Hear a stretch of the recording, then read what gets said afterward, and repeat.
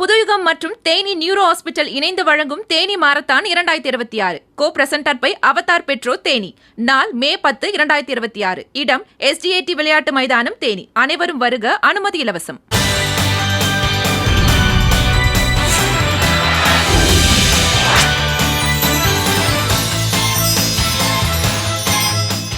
அனைவருக்கும் வணக்கம். நான் doctor MS Usha Nandhini, Siddha physician, lotus women care hospital, இந்தியாவின் முதல் பெண்களுக்கான PCOS சித்த மருத்துவமனை, சாய்பாபா காலனி, கோயம்புத்தூர், KK நகர், சென்னை.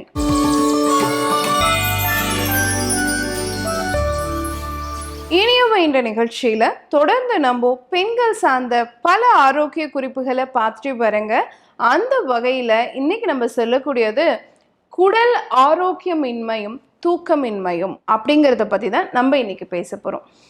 குடல் ஆரோக்கியமின்மை அப்படிங்கிறது புவர் கட் ஹெல்த் அப்படின்னு சொல்லலாம். தூக்கமின்மை ஸ்லீப்லெஸ்னஸ் நைட்ஸ், இன்சோம்னியா அப்படின்னு சொல்லலாம்.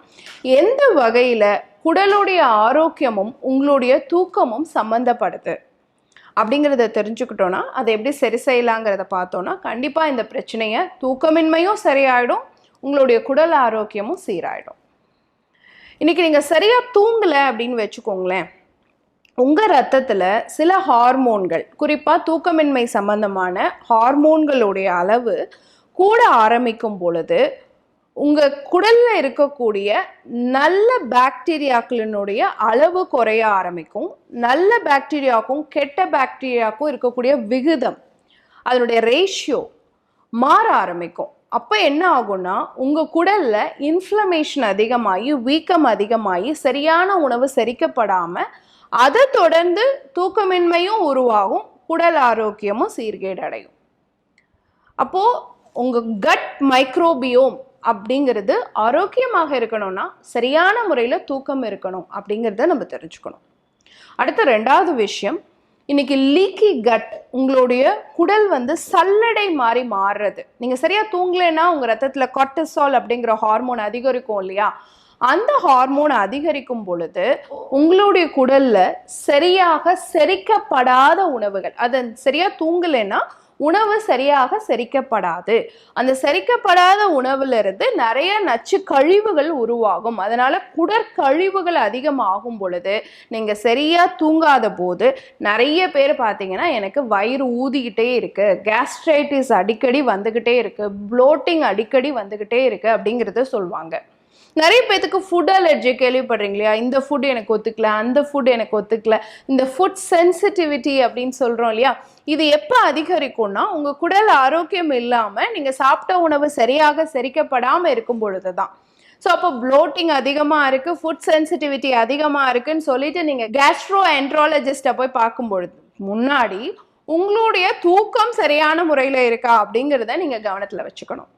அடுத்து பார்த்தோம் அப்படின்னு சொன்னால் உங்கள் குடலில் ஏற்படக்கூடிய வீக்கம், இன்ஃப்ளமேஷன். இன்னைக்கு சரியாக தூங்கலை அப்படின்னா நம்ம ரத்தத்தில் டியூமர் நெக்ரோட்டிக் ஃபேக்டர் அப்படின்னு சொல்லக்கூடிய TNF ஆல்ஃபா, இன்டர்லியூக்கின் 6 மாதிரியான விஷயங்கள், ப்ரோ இன்ஃப்ளமேட்டரி சைட்டோகைன்ஸ் இப்படிங்கிற விஷயங்கள் எல்லாம் உங்கள் ரத்தத்தில் கூட ஆரம்பிக்கும். இதெல்லாம் என்ன பண்ணுன்னா உங்களுடைய குடலினுடைய உள்புறத்தில் வீக்கத்தை அதிகரிக்கும்.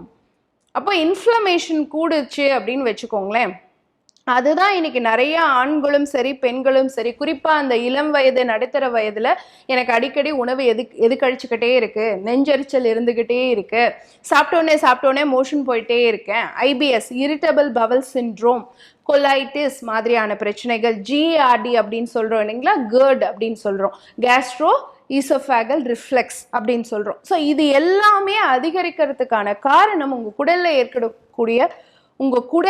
ஏற்படக்கூடிய இன்ஃப்ளமேஷன். அந்த இன்ஃப்ளமேஷனுக்கான காரணம் தூக்கமின்மை அப்படிங்கிறது தெரிஞ்சுக்கணும். நீங்கள் சரியாக தூங்கலன்னு வச்சுக்கோங்களேன், உங்கள் குடலினுடைய மூமெண்ட் இருக்கு இல்லையா, அது சரியாக நடக்காது, ரொம்ப ஸ்லோ ஆகிடும். அப்போது குடலினுடைய மூமெண்ட்டை நம்ம என்ன சொல்கிறோம்னா பெரிஸ்டால்டிக் மூமெண்ட் அப்படின்னு சொல்கிறோம். அது கரெக்டாக இருந்தால் தான் குடல் மூவ் ஆச்சுன்னா தான் ப்ராப்பர் டைஜஷன் இருக்கும், ப்ராப்பர் அப்சார்ப்ஷன் இருக்கும், தேவையற்ற கழிவுகளை நம்ம குடல் வெளியேற்ற முடியும். அப்போ தூக்கம் இன்மை அப்படிங்கிறது குடலினுடைய மூமெண்ட்டையே அரெஸ்ட் பண்ணிடும் அப்படிங்கிறதையும் தெரிஞ்சுக்கணும்.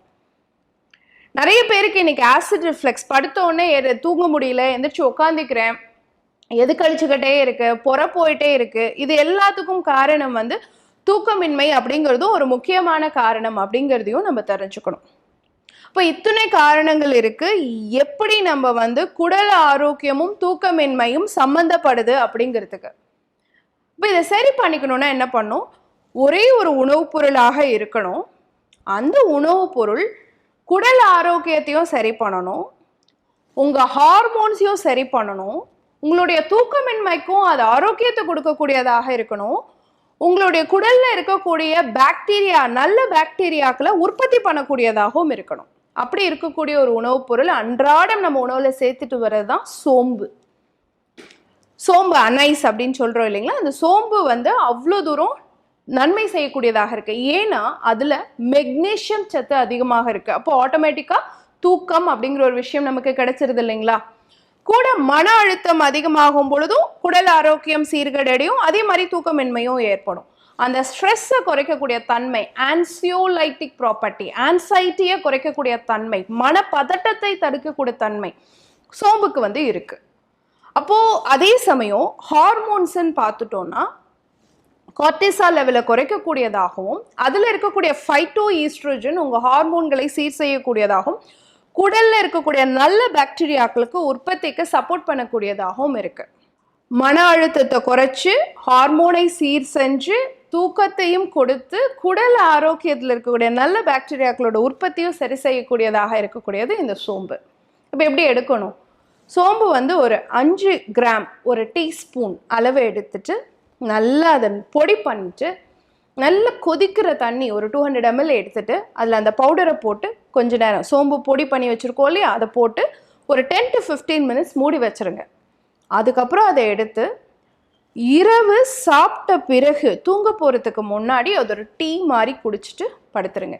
இந்த பானம் உங்களுடைய குடல் ஆரோக்கியம், தூக்கமின்மை, ஹார்மோனல் சீர்கேடு அடைஞ்சிருக்கக்கூடிய நிலை, இது எல்லாத்தையும் சரி செய்யக்கூடிய ஒரு பானமாக இருக்கும். இந்த சோம்பு டீயை ரெகுலராக பயன்படுத்தும் பொழுது உங்களுடைய தூக்கமின்மை, குடல் ஆரோக்கியம், இது ரெண்டையும் நம்மளால சரி செஞ்சுக்க முடியும். பயன்படுத்தி பாருங்க. இதே மாதிரி இன்னொரு ஆரோக்கிய குறிப்போட நான் உங்களை சந்திக்கிறேன். இயற்கையோடு இணைவோம், ஆரோக்கியமாக இருப்போம், ஆனந்தமாக வாழ்வோம். நன்றி, வணக்கம்.